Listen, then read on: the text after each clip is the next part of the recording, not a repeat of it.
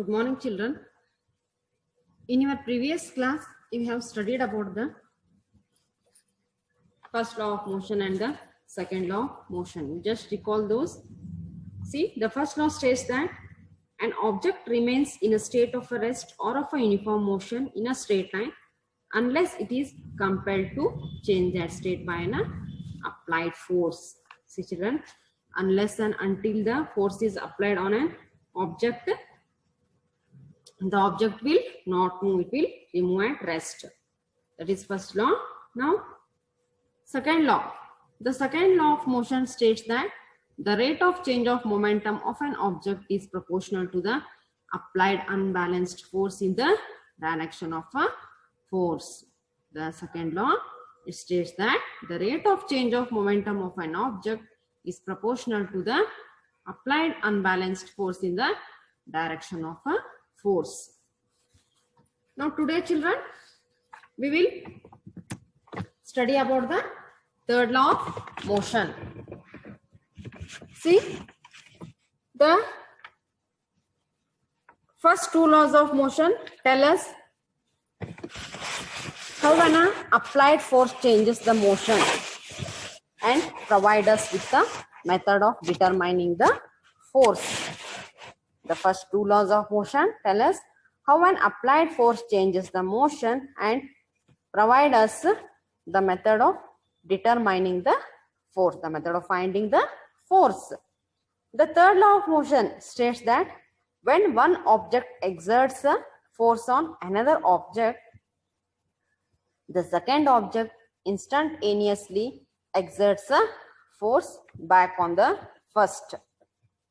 See, children, the third law of motion states that when one object exerts a force on another object, the second object, it also suddenly exerts a force back on the first.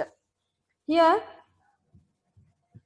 means here, when one object, it exerts a force on another object, the second object also, suddenly it also exerts a force on the first object. These two forces are always equal in magnitude, but these are opposite in a direction. These two forces are equal in a magnitude, equal in size, but they are in the opposite direction. These forces act on different objects and never on the same object. Remember, children, here the two forces, they will act on different objects and never on the same object. Here two different objects will be there and the forces acts on two different objects and never on the same object. See, children, in the game of football, sometimes while looking at the football and trying to kick it with a greater force, collide with the player of the opposite team. See, children, in the game of football, sometimes while looking at the football and trying to kick it, by looking at the football, when you try to kick it with a greater force, collide with the player of the opposite team. See, children, here both will feel hurt because each applies a force to the other. Here both will feel hurt because each applies a force to the other. In other words, there is a pair of forces and not just one force.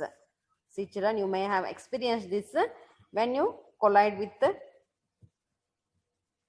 a player in any game. Here both will get hurt because each applies a force to the other, and in other words, there is a pair of forces and not just one force. Only one will not apply the force here, both will apply the force and therefore both will get hurt. And the two opposing forces are also known as the action and reaction forces. The two opposing forces, we call them as the action and reaction forces. Now, let us consider two spring balances connected together here. See, children, observe the figure here. Here, the Two spring balances are there connected together as shown in the figure here, and the fixed end of balance B.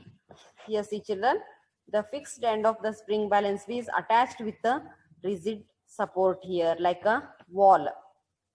When a force is applied through the free end of a spring balance A, see children, here the force has been applied here.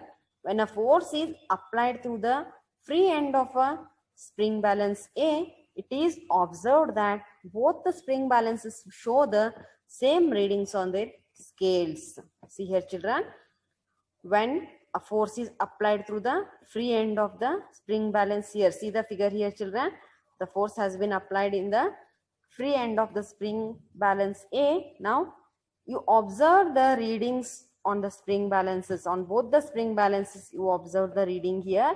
Here the readings will be same. Here the readings will be same, and it means that the force exerted by spring balance A on balance B is equal but opposite in direction to the force exerted by the balance B on balance A. See children, here the force applied on spring balance A on balance B, it is equal but it is in the opposite direction to the force applied by the balance B on balance A. Now the force which balance A exerts on balance B is called the action force. See children, the force which balance A exerts on B. See children, the force which balance B, the force which balance A, it exerts on balance B, the force which balance A applies on balance B, it is called the action force, and the force which balance B applies on balance A, it is called the reaction force. Here, remember children, here the force which balance A applies on balance B, it is called the action force, and the force which balance B exerts on the balance A, it is called as the reaction force, and reaction it is. And this gives us an alternative statement of the third law of motion here children. That is, to every action there is an equal and opposite reaction. See children, Newton's third law is, to every action there is an equal and a opposite reaction. From this you can tell here children, first balance A, it exerts the force on balance B, and then balance B also exerts the force on balance A, but in the opposite direction. Here, from this we can say here children, that to every action there is an equal and opposite reaction. Here, on the scale, spring balance scale, the readings are same. Here it indicates that for every action there is an equal and opposite reaction. And how it must be remembered that the action and reaction always act on two different objects. See children, here it must be remembered that the action and reaction always act on the different objects. Means here the action and reaction takes place on two different objects. Now suppose you are standing at rest. See children, suppose you are standing at rest and intend to start walking on a road. See, you assume that you are standing at rest first and you want to start walking on a road. Now you must accelerate here, and this requires a force. To accelerate, you require a force, and in accordance with the second law of motion, according to second law, if you want to accelerate, you require a force here according to second law. And what is this force? It is the muscular effort you exert on the road. You must use the muscular effort here to you exert on the road, and it is in the direction you intend to move. It is the direction we intend to move. Means it is the muscular effort will be in the direction we want to move. Now See children, now you push the road backwards. See children, it is the force is, it is not the muscular effort nor it is the direction in which you want to move. It is you push the road below backwards.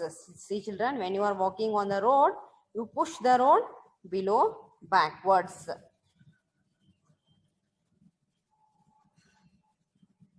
The road exerts an equal and opposite reaction force on your feet to make your move forward. See children, according to second law, if you want to accelerate, you need some force. Now, what is this force? Which is this force? Is it the muscular effort you exert on the road or is it the direction you intend to move? It is neither the muscular effort nor the direction you want to move.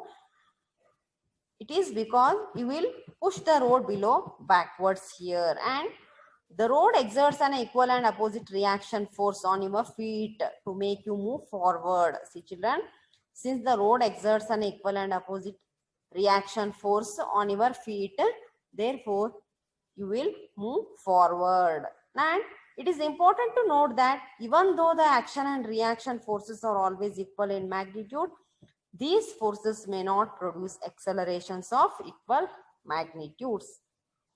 See children, here you have to note here that even though the action and reaction forces are always equal in size, but these forces may not produce the accelerations of equal magnitude. These forces may not produce the accelerations of equal magnitudes. And this is because each force acts on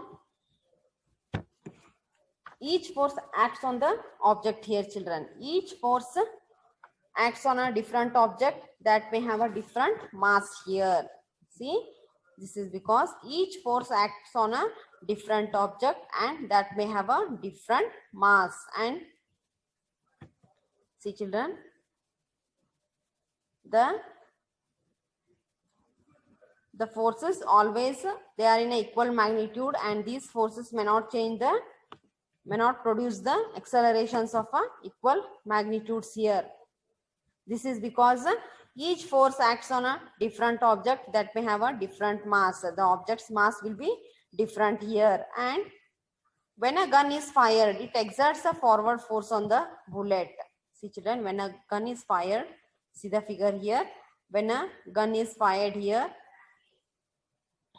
it exerts a forward force on the bullet, and the bullet exerts an equal and opposite reaction force on the gun.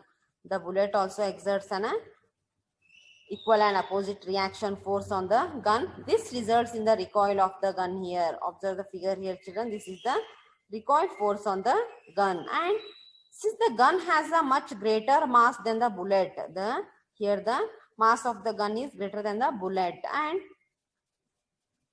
the acceleration of the gun is much less than the acceleration of the bullet. See here children, since the gun has a much greater mass than the bullet, the acceleration of the gun is much less. Here the acceleration of the gun is less than the acceleration of the bullet. And the third law of motion can also be illustrated when a sailor jumps out of a rowing boat. See children, observe the figure here. As the sailor jumps in forward direction, the boat moves backwards. Here the sailor is jumping forward, but the boat moves backwards here. It is also an example for a third law.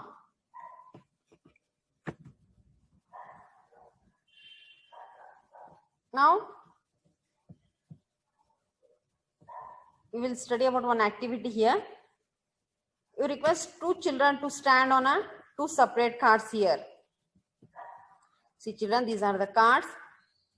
They are standing on two children are standing on two separate cards here. Give them a bag full of sand here. This is a bag full of sand or some other heavy object. You can give a bag full of sand or you can give any other heavy object and ask them to play a game of a catch with the bag. See children, ask them to play a game of a catch with a bag. And does each of them receive an instantaneous reaction as a result of throwing the sandbag here? See children. Now, can you tell that each of them receive an instantaneous reaction as a result of throwing the sandbag here? That is, throwing the sandbag is the action here. And you can paint a white line on the cartwheels. See children, you can paint the white line on the cartwheels to observe that the motion of the two carts when the children throw the bag towards each other. See children, to know that how much distance has been moved here. You can, to know that, you can paint the cartwheels here with a white line. Now place the two children on one cart. See children, now you have to place the two children on one cart and one on another cart. Now place the two children on one cart and one on another cart. The second law of motion can be seen as this arrangement would show different accelerations for the same force. See children here. Next you have to place the two children on one cart and one on the another cart. Now the second law of motion can be seen as this arrangement would show the different accelerations for the same force. The force is same here children, but the accelerations will be different here. The cart shown in this activity can be constructed by using a 12 millimeter or 18 millimeter thick plywood board or about 50 centimeter into 100 centimeter with two pairs of hard ball bearings wheels. You can use the skate wheels or skate wheels, they are good to use here. Now skateboards are not as effective because it is difficult to maintain a straight line motion children. By using skateboards, it is not as effective because it is difficult to maintain the straight line motion here. See children, till now we studied about the third law of motion. That is, for every action there is an equal and opposite reaction, and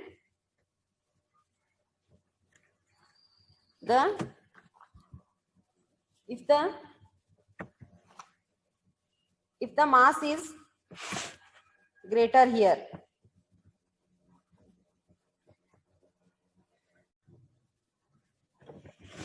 see children, we also studied that if the mass of the object is more, the acceleration will be less, and if the mass is less, then the acceleration will be more here.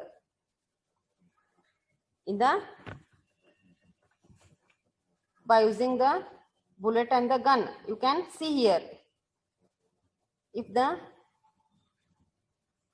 since the gun is having more mass, the acceleration of the gun is less here, and since the bullet has a less mass, the acceleration of the bullet is more.